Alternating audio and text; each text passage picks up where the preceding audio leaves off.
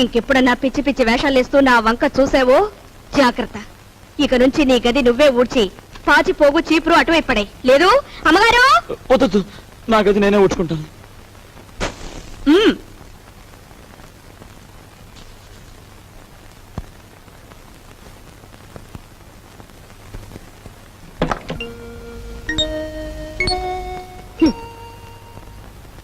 మీ నాన్నగారి గురించి ఎవరికి పడుతుందమ్మా? ఆయన గురించి అహర్నిశలు ఆలోచించే నీకు నాకు తప్ప.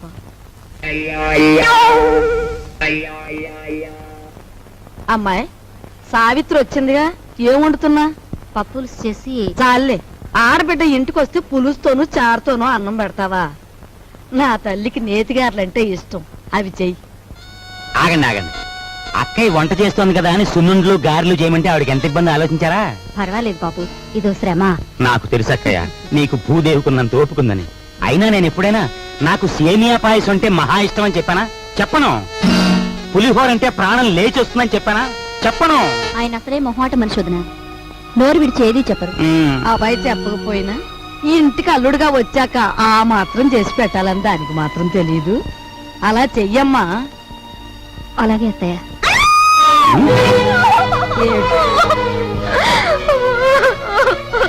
ఏమిటే, ఏమైంది?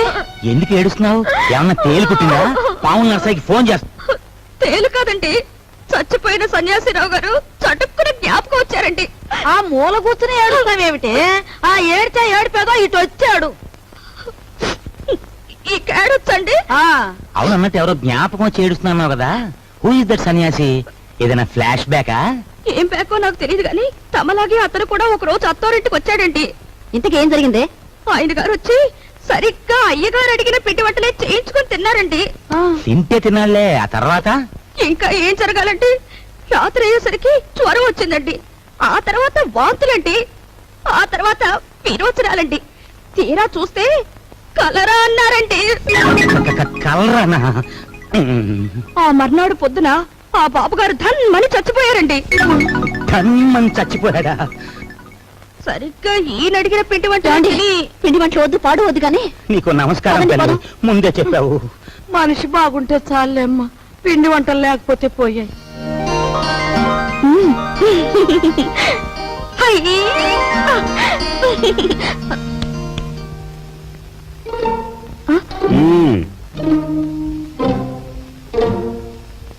నైస్.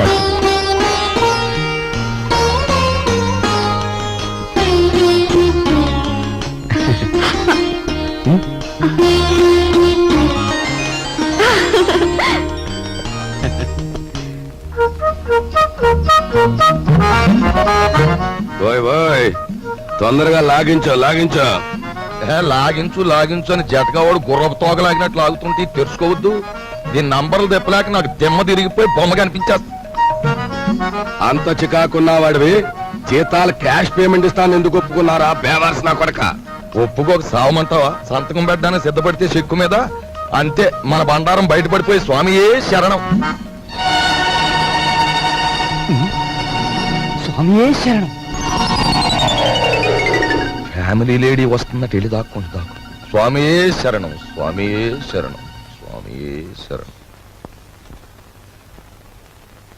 పాలు తీసుకోండి. తీసుకుంటాను, అలా ఉంచు. రేపు ఆఫీసులో జీతాలు ఇవ్వాలి. సేఫ్ లో ఒక 6,000 తీసి నా బ్రీఫ్ కేసులో ఉంచు. అదేంటండి, ఎప్పుడూ లేని ఈనపెట్లో నుంచి నన్ను డబ్బు తీయమంటున్నారు? వ్రతంలో ఉన్నాను కదా, పాపిష్టి డబ్బు చేత్తో ముట్టుకోవడం ఎందుకు అని. దీని నంబర్లు నాకెప్పుడు చెప్పలేదు కదా, ఇప్పుడైనా చెప్పండి, తీసిస్తాను.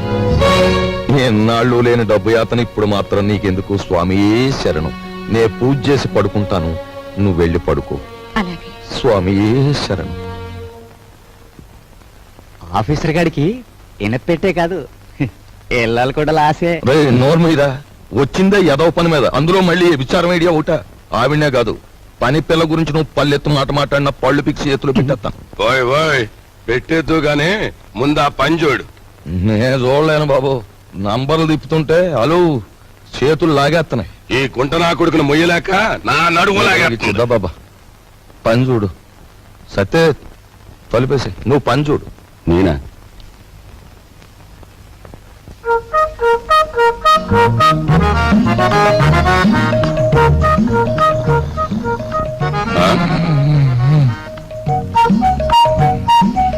అమ్మ నా కొడక, వచ్చిందా? హలో, ఒరే ఒరే, గాడిద వాండ్రించినట్టు నువ్వు కొరకెట్టు తొంగుంటే నా బుర్ర ఏమన్నా పని చేయాలంటావా? కోప్పడ గురువా. హలో, ఆ ఆఫీసర్ గారికి గురకెట్టే అలవాటు ఉంది. ఇప్పుడు మనం గురకెట్టలేదనుకో, ఫ్యామిలీ లేడీకి అనుమానం వచ్చేస్తుంది. పని చూడరా, పని చూడు.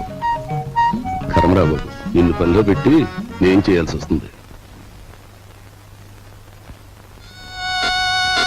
ఏమండి, వచ్చే అన్నయ్య వచ్చేస్తున్నాడు. అసలు విషయం తేలిపోవాలి. జాడిని చదిపెట్టండి, ఊరుకుంటే లాభం లేదు.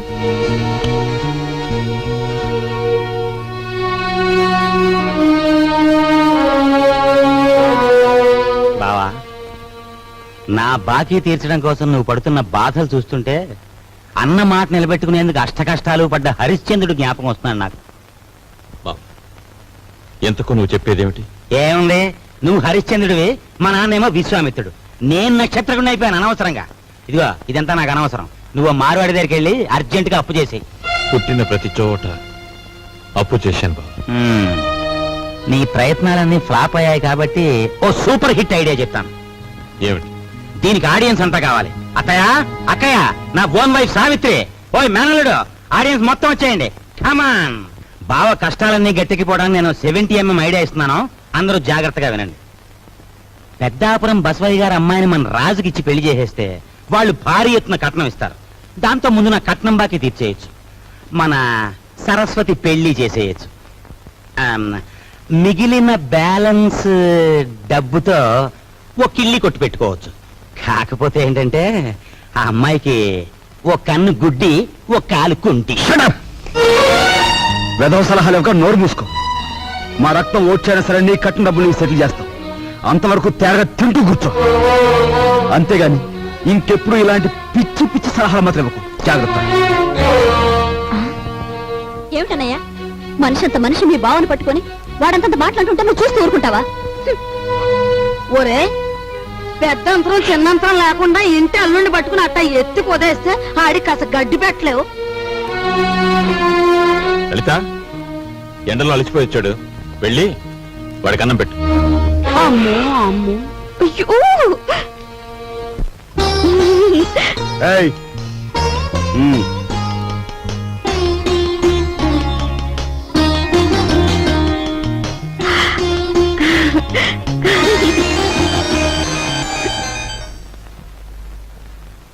ఏమండి, మీ ఎలకలతో పనే ఉందండి. వాళ్ళు ఇంత అవమానించిన తర్వాత ఇంకా ఇక్కడ ఎందుకండి? పదండి, పోదాం.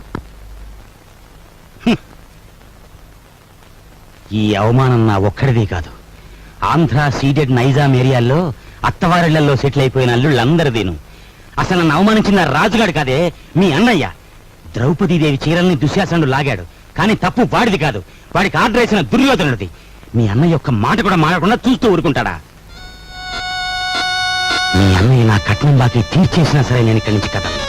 నా కక్ష తీరే వరకు ఇక్కడే ఉంటాను. ఇక మీదట విశ్వామిత్రుడు నేనే, నక్షత్రకుడు నేనే. తాళం తిప్పితే వచ్చి ఈనపెట్టు చూసాం కానీ నంబర్లు తిప్పితే వచ్చి ఈనపెట్టి నీ ఇంట్లోనే చూసాం. ఏ నంబర్ కింద ఏదెడితే పెట్టి తెరుచుకుంటుందో చెప్పే. నీ బెదిరింపులకు నేను లొంగను. ఆ నంబర్లు నేను చెప్పను. 4 రోజుల పాటు కడుపు కాల్చేస్తే దెమ్మ తిరిగిపోయి బొమ్మ కనిపించేస్తుంది. అప్పుడు నువ్వే చెప్తావు ఇంపాసిబుల్.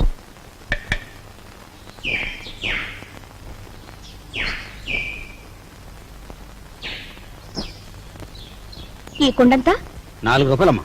40 పైసల కుండ 4 రూపాయలా? ఇదేం బంగారం కుండ? ఆయన తొక్కేది మట్టా బంగారమా? ఇంతైతే ఎవరు కొంటారు? వద్దులే, వస్తా.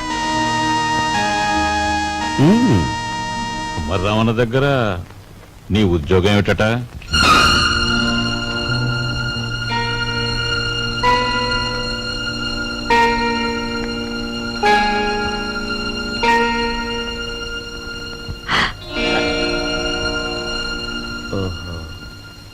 మాట్లాడమే. కుమ్మర్రామన్న దగ్గర నీ ఉద్యోగం ఏమిటి?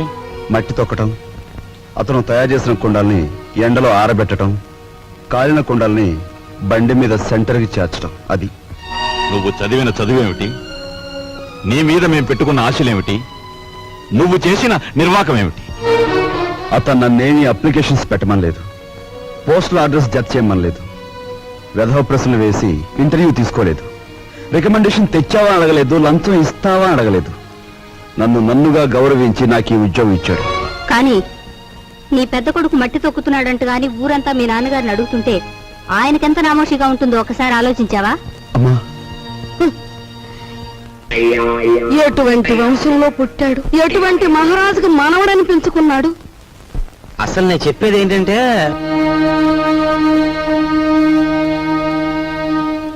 ఇలాంటి అప్రదిష్ట పనులకు తలపెడితే ఈ ఇంట్లో ఇంకా పెళ్లి కావాల్సిన పిల్లలు ఉన్నారు. వాళ్ళని చేసుకోవడానికి ఎవడైనా ముందుకొస్తాడా? ఏ మా చెల్లెలు పెళ్లి చూపు సమయంలో మీరు వచ్చి పెంట చేశారే, అప్పుడు లేదా ఈ అప్రదిష్ట? నాన్న, ఏమీ చెయ్యకుండా మీకు భారంగా ఉండే కంటే ఏదో ఒక పని చేసి ఇంత సంపాదించడం నా బాధ్యత అనుకున్నాను, సంపాదిస్తున్నాను.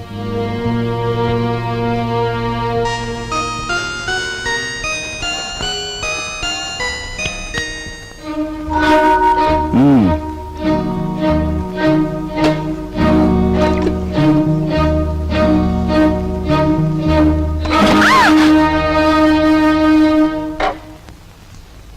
అక్కడ మట్టి తొక్కుతున్నట్టు ఇంట్లో ఎందుకు చెప్పు? అందరూ బాధపడతారనుకున్నప్పుడు మీరెందుకు ఆ పని చేయాలి? చేశారే అనుకోండి, ఆ సంగతి చెప్పకుండా ఎందుకు దాచిపెట్టాలి?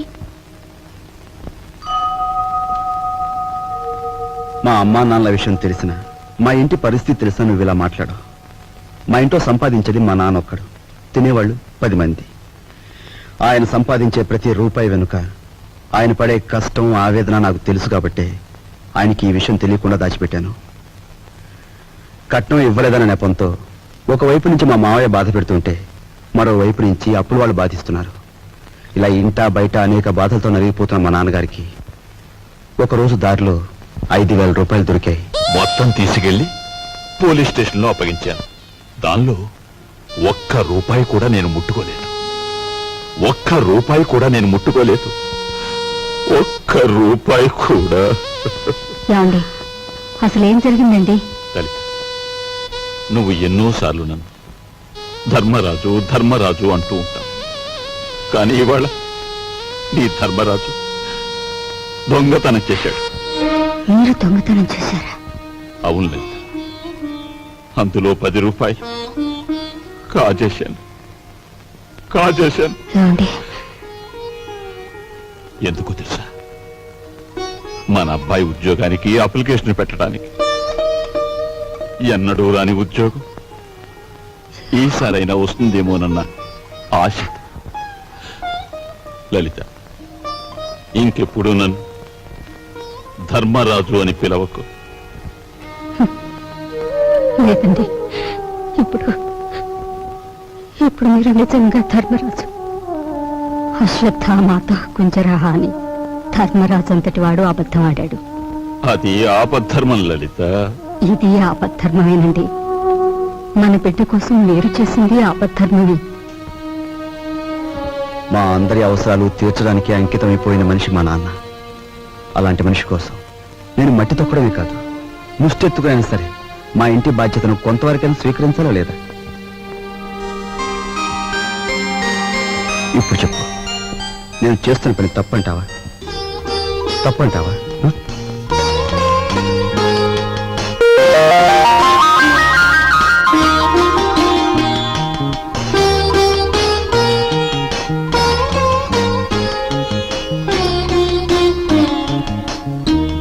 ఆ విధముగా రామలక్ష్మణులు అడవికి బయలుదేరిన వారు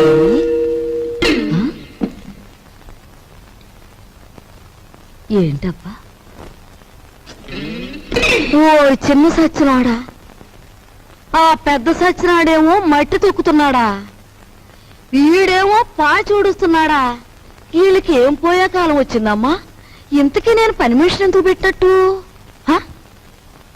అబ్బాయి, ఏంటమ్మా? నువ్వు ఆఫీస్కి వెళుతున్నావల్లే ఉంది. పెళ్లి దగ్గరకు వచ్చింది కదా, పనులన్నీ తొందరగా జరగాలి. అప్పడాలు చెయ్యాలి, ఒడియాలు పట్టాలి. ఓ 400 ఉంటే అమ్మాయికి ఇవ్వు. అమ్మా ఆఫీసులో లోన్కి అప్లై చేశాను, అది రాగానే ఇస్తాను. అదేమిటన్నయ్య, అయ్యవారు వచ్చే వరకు అమావాస్య అవుతుందా? తెలిసిన వాళ్ళ దగ్గర ఏ చేబదులో తీసుకుని ఈ పని కాస్త జరిపించు. వెళ్ళదు.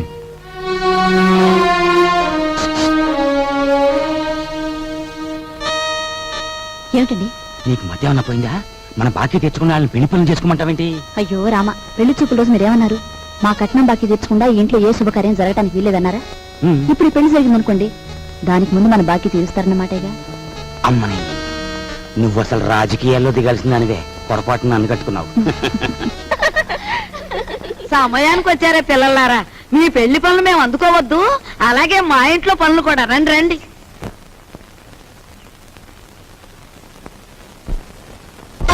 అమ్మా ఇదిగోనమ్మా నా మొదటి జీతం. జీతమా? అబ్బా, కూలి డబ్బులకి ఎంత గొప్ప పేరు పెట్టావురా సావిత్రి. అది ఇప్పుడు తప్పుడు మాట ఏమందే? మట్టి తొక్కాడని మందలించి 4 రోజులు కాలేదు. ఈలోగా వారు డబ్బు తీసుకొచ్చి ఇదిగోనమ్మా జీతమంటే తగుదనమ్మా అని పుచ్చుకుంటుంది. ఎంత బతుకు బతికి ఆఖరికి ముష్టి డబ్బులతో కూడి తింటావా? అమ్మా, ఆ డబ్బులు ఇలా పారేయండి. కష్టపడి సంపాదించిన డబ్బులకు విలువేమిటో మీలాంటి వారికి తెలియకపోవచ్చు.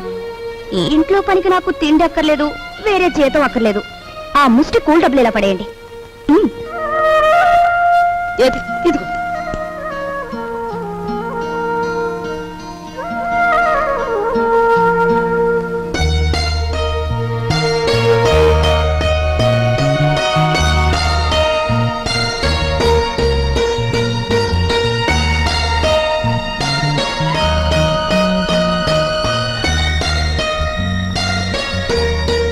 భార్యాభర్తల మధ్య ఉండవలసిన అవగాహన చూపించు.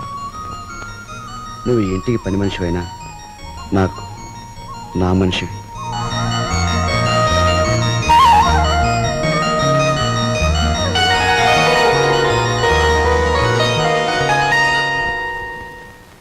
కోపం వచ్చి గట్టిగా కొడదామంటే చచ్చిపోతావేమో అని భయం.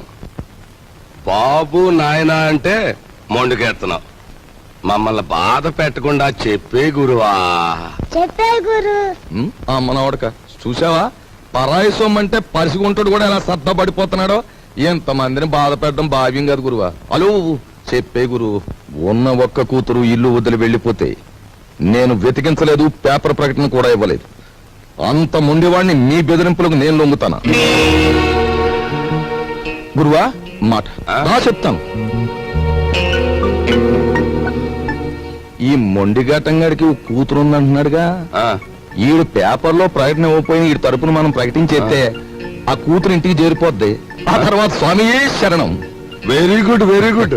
హలో నమ్మకే బాబు, కుర్రోడు దొరుచుకుంటాడు. ఆ నవ్వేదో ఇనపెడి దగ్గర నవ్వు, ఓపెనింగ్ గా నవ్వుద్ది.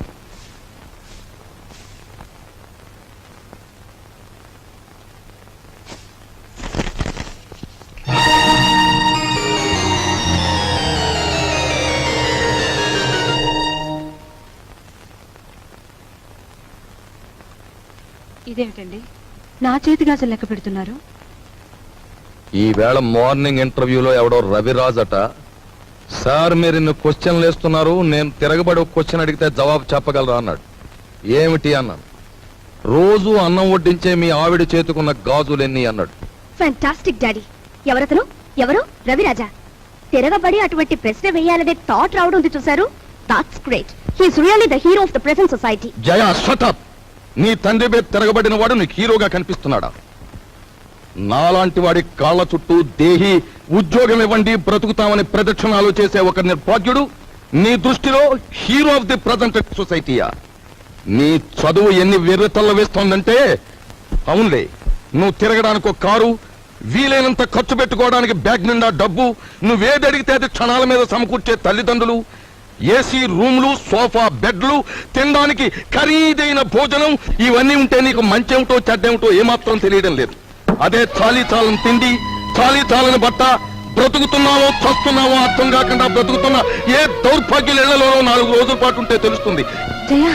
అక్కర్లేదు, పిలవక్కర్లేదు. ఆకలేస్తే అదే వస్తుంది. ఏసీ రూమ్లు, సోఫా బెడ్లు, తినడానికి ఖరీదైన భోజనం, ఇవన్నీ ఉంటే నీకు మంచేమిటో చెడ్డేమిటో ఏమాత్రం తెలియడం లేదు. అదే చాలీ చాలని తిండి, చాలి చాలని బట్ట బ్రతుకుతున్నామో చస్తున్నామో అర్థం కాకుండా బ్రతుకుతున్న ఏ దౌర్భాగ్యులలో 4 రోజుల పాటు ఉంటే తెలుస్తుంది.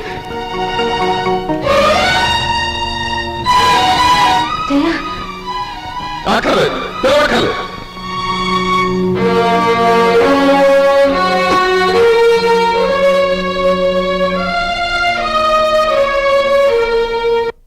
డాడీ బయటికి వెళ్ళి బతకలేనని కదా మీరు అన్నారు.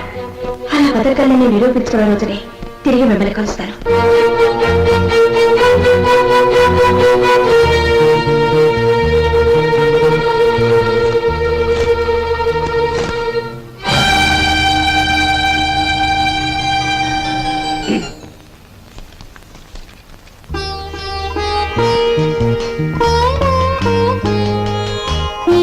నీ సంస్కారం చూసి ఆశ్చర్యం కలిగినా నువ్వు కలవారి అమ్మాయివని మాత్రం ఊహించలేకపోయావు.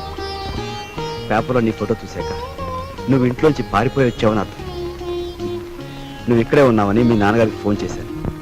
నిజానికి మీలాంటి గొప్పవాళ్ళు ఉన్న ఈ ఇంట్లో మా అమ్మాయి మీ అందరి మన్ననలు పొందింది అంటే అందుకు నాకెంతో ఆనందంగా ఉంది.